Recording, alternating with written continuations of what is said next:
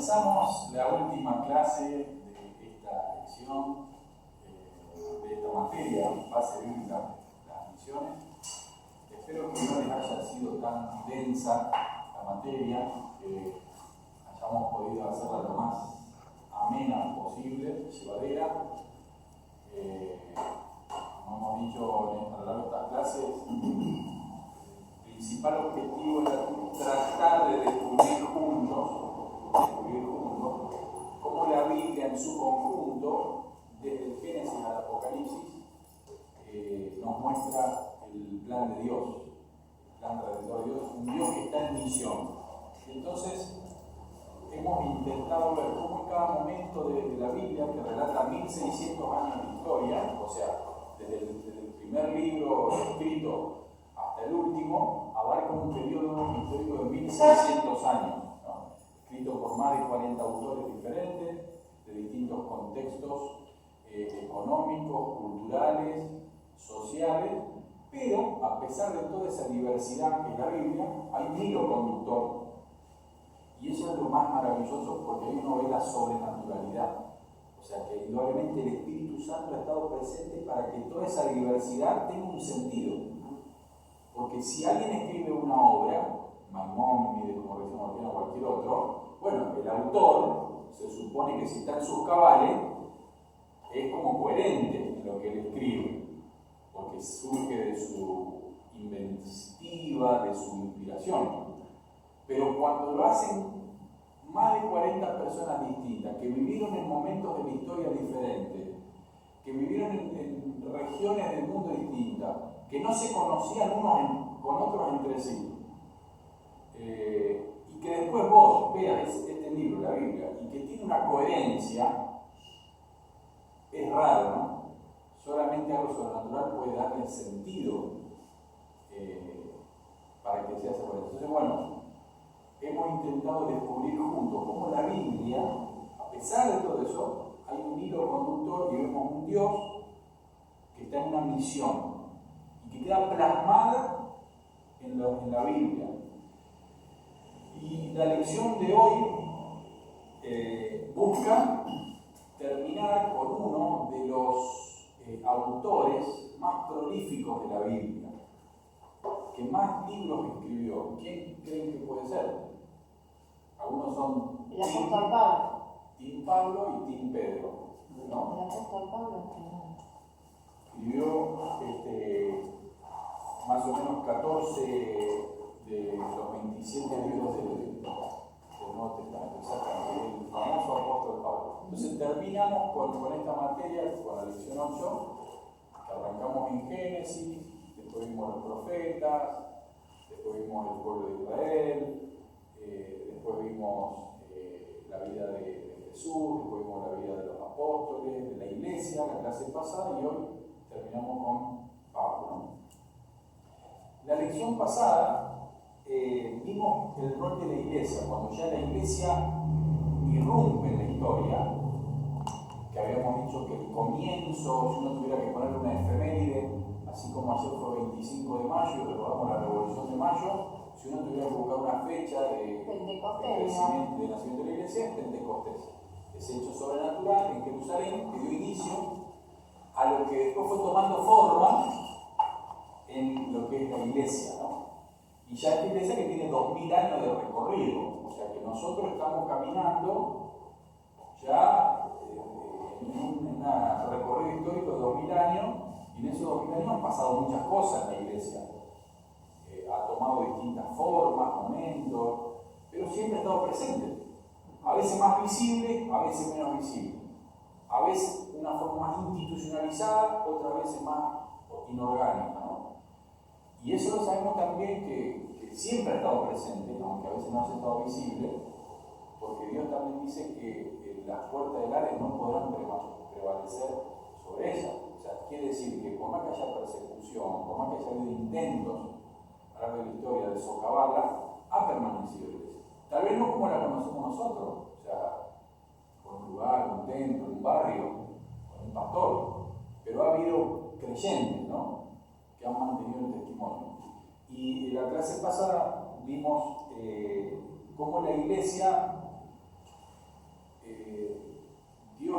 pensó como un instrumento que continúe la obra que inició Cristo. Y habíamos dicho que Jesús no vino a hablar de la iglesia, sino que él dijo: el reino de los cielos se ha acercado. Y lo que consumió su vida terrenal fue tratar de anunciar, de mostrar de qué se trataba eso que él venía a compartir, que era el reino de Dios. Entonces el Señor dijo: Jesús, el reino de los cielos se ha acercado. Yo he venido a acercar ese reino, esa realidad espiritual de Dios a la humanidad. Y él preparó a sus discípulos para que fueran conociendo de qué se trataba, y luego la iglesia, ese cuerpo espiritual, es la continuadora de esa misión de Jesús de traer el reino. O sea que nosotros, en definitiva, lo que intentamos hacer es acercar esa realidad espiritual, hacerla visible, que otros puedan ver, entender que hay un reino espiritual, y nuestras vidas de alguna manera intentan mostrar cómo es vivir en ese reino. Somos portadores de la buena noticia. Y cómo se puede ir viendo cómo somos. Y aceptar a Cristo como Rey en nuestras vidas. O sea, es la diferencia con la que esperaban antes, ¿no? Que Jesús fuera el Rey, que sacara. Claro, O sea, político. Claro. Esto es una realidad espiritual, y eso fue uno de los conflictos que hubieron en la antigüedad. O sea, en la idiosincrasia, en la cosmovisión judía, les costó mucho entender que no era algo físico, político, sino que era algo espiritual. Eso medio los desilusionó a muchos, ¿no? Y por eso les costó aceptarlo a este tipo. No, si vos venías a salvarnos, sí, está bien. Si era un caudillo, pero cuando vieron que Jesús iba por otro lado, y eso los desilusionó bastante, ¿no? Bueno, en definitiva, vimos que un modelo de iglesia que podemos estudiar es el de la iglesia de Antioquía. Fue una iglesia en una ciudad, habíamos dicho, bastante especial, ahí en un lugar estratégico que estaba en el Asia Pero como una Central, capital. una capital, 500.000 habitantes, habitantes de distintos lugares de aquel mundo conocido. Cuando fue la persecución de Esteban en Jerusalén, provocó una persecución después de la muerte de Esteban, y eso hizo que muchos judíos que habían abrazado el camino se dispersaran. Algunos de esos judíos recalaron en Antioquía, y estando en esa ciudad de Antioquía, comparten de esta nueva fe que tenían, de este nuevo camino, a otros judíos. Se conforma una comunidad de creyentes que también les comparten su fe a sus vecinos, a sus compañeros de trabajo, que no eran judíos, que eran gentiles, que se convierten, y empieza esta iglesia que se iba a transformar en una iglesia misionera, porque desde Antioquía el evangelio se empezó a expandir a otras localidades. O sea, como que ese fue una llama cuando se enciende una mecha, y eso provocó rápidamente, en poco tiempo, esta dispersión de cristianos que empiezan a salir por otro lado, ¿no? Y Pablo y Bernabé fueron uno de los líderes de esa iglesia, junto con otros más, eran como 5, que discipularon, enseñaron, y esa iglesia llegó a ser un modelo. Y si ustedes ven la lección pasada, un poco la propuesta era ver características de esa iglesia, una iglesia basada en la sana doctrina, una iglesia que tenía un liderazgo colegiado, una iglesia que era cosmopolita, que aceptaba las diferencias. Bueno, había toda una serie de características, y hacer un juego, una especie de ejercicio. ¿Cómo vemos nosotros nuestras congregaciones locales hoy, comparándolas con la iglesia de Antioquía? ¿Cuán cerca o cuán lejos estamos? Seguramente desde el punto de vista cultural, lejísimo, porque somos dos culturas distintas, pero el objetivo es ver aspectos de valores espirituales, quizás, que uno lo pueda ayornar a nuestra realidad, ¿no? Entonces vimos básicamente eso. Y hoy queremos ver entonces un personaje central, que es el apóstol Pablo, y cómo él entendió esta misión, y fue lo que consumió su vida. Porque de lo poquito que uno conoce de Pablo, que uno lee, se da cuenta que era medio un personaje. ¿no? Un tipo probablemente, menos mal que era viudo, ¿no? Dicen algunos, soltero, porque ¿quién se lo hubiera bancado al tipo este? Si estaba loco, andaba por el mundo, se daba toda la vida, se peleaba con todo. Un personaje, te lo regalo tenerlo de esposo o de qué sé yo, de Pero compañero. era su trabajo lo que él hacía. Bueno, pero no todos lo viven así. Probablemente él El compromiso que tenía era absoluto, era total. vida o muerte. Exactamente. Sí. Lo que pasa que como, digamos que en ese periodo entre la muerte y resurrección de Jesús y ese tiempo, se les había inculcado a los fariseos que a Jesús se le había robado el cuerpo, que no había resucitado de verdad, y que además los cristianos había que agarrar y empezar a exterminarlo para que no sigan mintiendo. Claro. Y tal vez, O sea, yo pienso, ¿no?, que el compromiso que él asumió para hacer lo que hizo es porque tal vez él no se olvidaba de dónde vino, que las cosas que, o sea, sabía que fue perdonado, pero él se acordaba, se le debería haber acordado de que él persiguió la iglesia, que consistió la muerte de Esteban, y por ahí a lo mejor es como que dijo, che, le erré demasiado, me tengo que entregar por completo, como lo hice con lo otro, que me entregué por completo al otro, con esto con más razón. Pienso, ¿no? Y a lo mejor pensando, poniéndome como él pensaba en su cabeza, ¿no? Indudablemente nos muestra un rasgo de su carácter. Claro. Era un tipo radical, era blanco negro, porque así como estaba dispuesto a perseguir a los cristianos, llevarlos presos, encarcelarlos a todos, cuando se convierte, la misma característica, nada más que ahora abrazando el Evangelio. Bueno, la cosa que Pablo, digamos, después de Jesús, es uno de los más grandes misioneros que ha existido, porque por medio de Pablo yo creo que nosotros hoy somos cristianos. Se dedicó a predicar a los judíos. es que de los otros apóstoles no se sabe en la Biblia qué es lo que hicieron, porque como no es que se apartaron, pero la Biblia no nos relata nada de ellos. Pero él dice que él fue un apóstol llamado a los gentiles. Pedro fue al pueblo de Israel y él dice, yo fui comisionado a los gentiles, ¿no? Se notaba, perdón, yo cuando, justo ahora, como por ahí me pongo a pensar un poquito más, digo, se notaba el respaldo que tenía de parte de Dios. Claro, porque pensando en el carácter que él tenía, es como que Dios ya sabía que era la persona indicada para hacer lo que tenía que hacer. Sí. No era para cualquiera. Este es un instrumento útil, exactamente. Y también le dijo que a través de mucho padecimiento y bancarse. Por eso yo creo que sabiendo de antemano eso, esa revelación de parte de él, de cómo iba a ser o sea, qué tan fuerte iba a ser su trabajo. Y la pasión que tenía él. Yo una vez escuché una frase que a mí me dejó.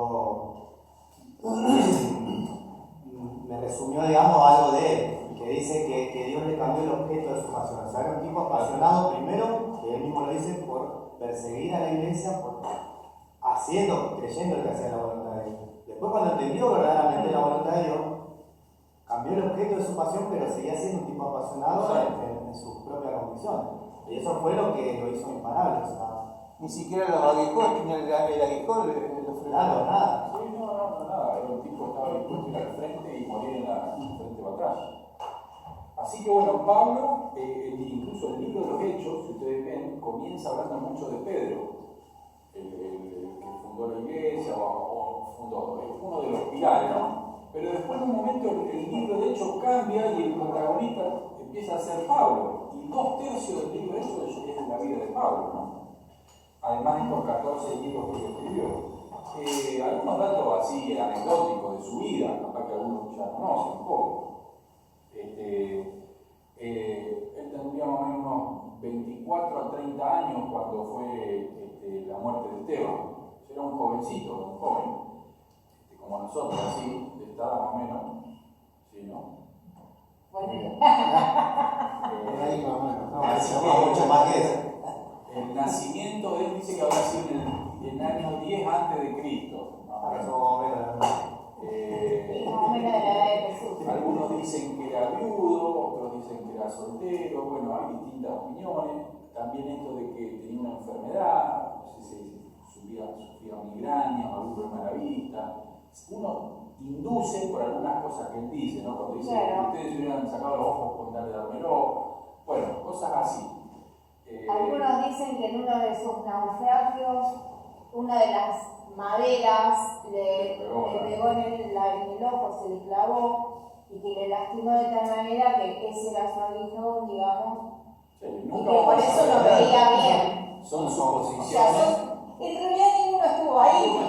Pero bueno, es una manera de tratar de entender, imaginar, como una dramatización, como una película que puede haber sido. Hoy se soluciona con una gotita y unos lentes. Sí.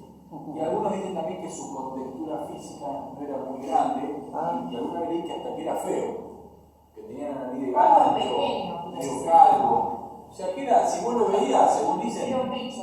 era un bicho, no era ni 5 de bolilla. Caminaba con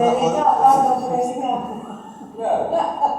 Pero bueno, indudablemente es más allá de su aspecto físico, un instrumento que transformó el mundo, ¿no? Porque trastocó el mundo con su vida, tuvo esta conversión radical, su camino a Damasco, que iba justamente, como decía, ¿no? A atrapar a estos nuevos conversos, y ahí se le aparece, dice, el Señor vino. O sea, tuvo una experiencia impactante, ¿verdad? A Cristo, al Mesías, ¿no? Resucitado. Y eso lo transformó. Escuchar su voz.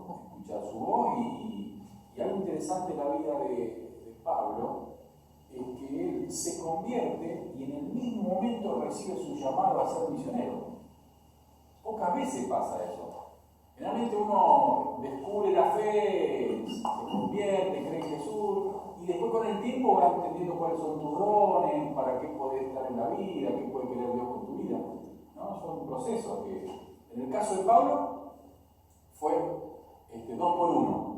Por el mismo precio, recibió a Cristo en su vida y descubrió que el llamado de él iba a ser predicar el Evangelio a los gentiles. Claro, porque se podría haber convertido y haber seguido por su vida y sin haber. Sí, pero realmente, como decimos, las características de Pablo que Dios veía, él sabía de que esa radicalidad que tenía, esa pasión. Claro, no iba a poder convertirse y quedarse tranquilo, o sea, no iba a poder como que. Es como hoy en Iba a salir día. la vaina, iba a salir. Es lo mismo. No Hoy en estaba día. en su naturaleza. Es como hoy en día Dios ya nos conoce a cada uno de nosotros y sabe cuál es la función que somos útiles. Tal cual. Así que Pablo recibe esta comisión misionera directamente de parte de Jesús, simultáneamente con su conversión, ¿no?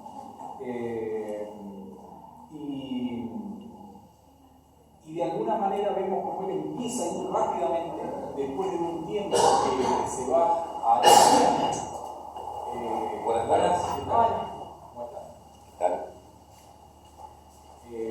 La Biblia nos da a entender de como que él tiene esa conversión radical y como que Dios lo mandó a enfriarse un poco, porque estaba ahí en el pleno proceso, digamos.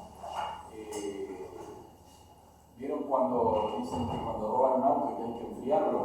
Entonces lo dejan guardado en un depósito por unos meses a ver qué pasa, que si la policía investiga, y después ahora, bueno, algo así. Pablo se convierte y como que lo van a enfriar, bueno, vamos a tener un trato personal con vos. Y Dios tiene un trato personal con él en el desierto, en Arabia, probablemente toda esa mi vida como ha sido, lamentarse su complicidad de haber hecho tanto daño, no debe haber sido fácil psicológicamente, ¿no? Emocionalmente. Y Dios curó su herida. Dios tuvo un trato personal con él en esos años ahí en Unos Arabia. cuantos años preparándose, Preparándose no solo teológicamente, porque él teológicamente sabía si era Claro. casi un rabino. y a la vez también para su ministerio, a la gente, o sea, para la gente también iba a ser bueno ese tiempo de desaparición de él, porque que automáticamente el asesino cayera a predicar, o sea, iba a ser también muy claro. Entonces esa desaparición dio como, cuando él volvió de nuevo, a pesar de que algunos todavía tenían miedo, pero hubo una aceptación diferente.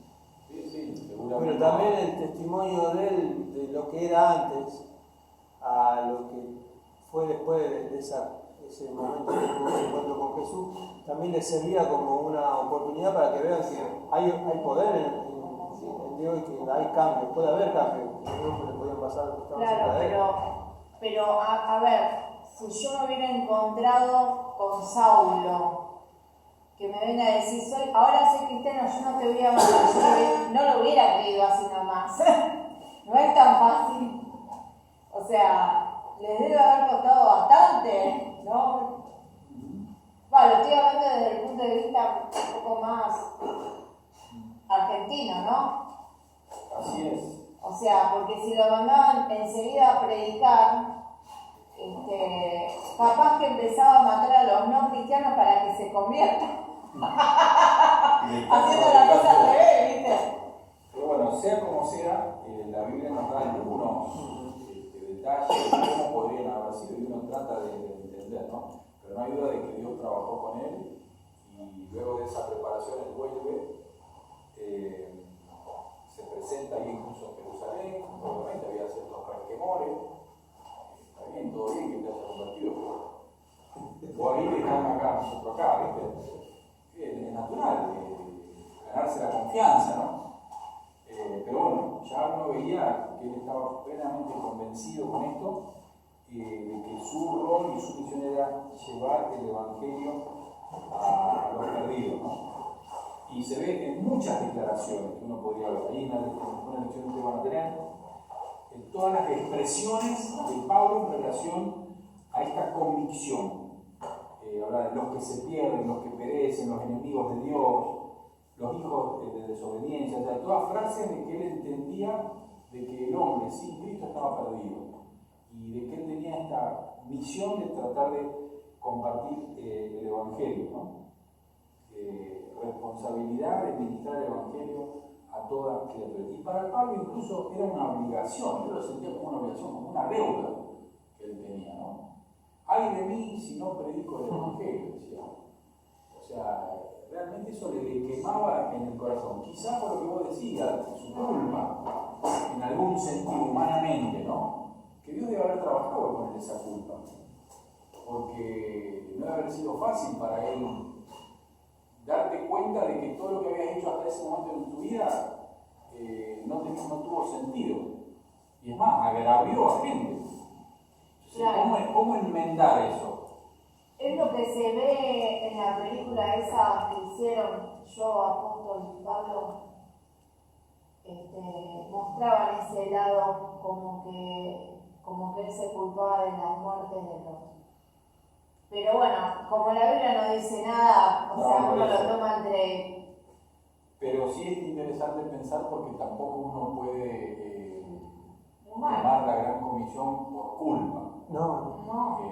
Y muchas veces vivimos nuestra vida cristiana por culpa, ¿no? Nos portamos bien porque nos sentimos culpables o por lo que hemos hecho antes y no sirve. Puede servir en un momento inicial, qué sé yo. Claro. Pero después se vuelve de vuelta lo mismo. Te deprime. El Evangelio es libertad. Claro. Y bueno, pero a veces tenemos que trabajar con nosotros para liberarnos de la culpa, de las cosas más que hemos hecho y disfrutar realmente. Somos libres en Cristo. Las cosas viejas pasaron y aquí yo hago todas las cosas nuevas, ¿no? Y es fácil decirlo, a veces es difícil vivir. Pero también lo hacía con amor, porque eso es el Evangelio, no hacer con amor las cosas. Pues, Pablo amaba así, si no, no lo hubiera hecho. Pastor, estaba pensando un poquito en cómo Pablo, en lo celoso que era antes de convertirse, porque dice, tenía un celo por Dios. O sea que eso justamente es lo que creo que le valía bien para tomarlo a él, ¿no? Porque estaba dispuesto a matar, no le importaba nada si era, o sea, no le conocía al Señor Jesús, así que bueno, para él era servir a Dios era eso, ¿no? Y creo que por por ese lado, podemos entender la vida de Pablo, ¿no? Yo creo que más que nada que él se sintió un elegido del Señor, tenía una obligación de la predicación. Más allá de la culpa, del error que cometió anteriormente. Porque a lo mejor él no interpretaba el Evangelio antes de la aparición de Jesús. Sí, indudablemente entendía todo lo contrario. Todo lo contrario, exactamente. Y después se sintió un elegido y se sintió con la obligación de predicar la palabra del Señor. Deudor, que soy Deudor. O tal vez con lo que él fue alimentándose de los conocimientos que fue adquiriendo, al tener encuentro con Jesús descubrió la verdad de lo que había Lo pensado. que no cambió él era que era un apasionado. Ah, claro, Cuando que tenía decía, algo. su pasión, ¿no? Sí, no. Aparte la tarea dura de junto con el predicar, pero no tenía una base sobre la cual, o sea, una gran base sobre la cual predicar. Y la tarea nueva de readoctrinar también, o sea, de enseñar cómo iban a ser las nuevas costumbres de esta nueva vida por la fe en Jesucristo. Sí, Que no tenía mucho que ver con lo anterior. imagínense que debe haber sido revolucionario para él, porque Pablo era un erudito, Claro. o sea, esa Biblia la conocía perfecto, había estudiado con Gamaliel, o sea, pero toda la perspectiva de la cual él había estudiado la Biblia era distinta. Cuando tiene este encuentro con Cristo, es como que tiene que reenfocar todo lo que él sabía, pero ahora desde la luz de Cristo como el Mesías. Claro. Y ahí empieza todo este proceso donde él empieza a enseñar de todos los profetas y todo, empieza a darse cuenta que Cristo era el objeto de todo eso, ¿no? Exacto. Cómo tenía mayor sentido desde esa perspectiva, ¿no? Entonces, desde ahí él empieza a predicar, ¿no? Así que bueno, un poco para entender también cómo fue que él desarrolló su ministerio. Es interesante notar de que él no fue un llanero solitario. A pesar de ese protagonismo que él tenía, que era el apóstol Pablo y era una tromba, se llevaba por delante lo que venga, Pablo siempre lo vemos en sociedad con otras personas. Y es otra característica para aprender, ¿no? Siempre en sociedad con otros. El Evangelio es compartir. No solamente es compartir la buena noticia de otros, sino compartir la vida con otros. No es solamente compartir el Evangelio a otros, sino compartir con otros.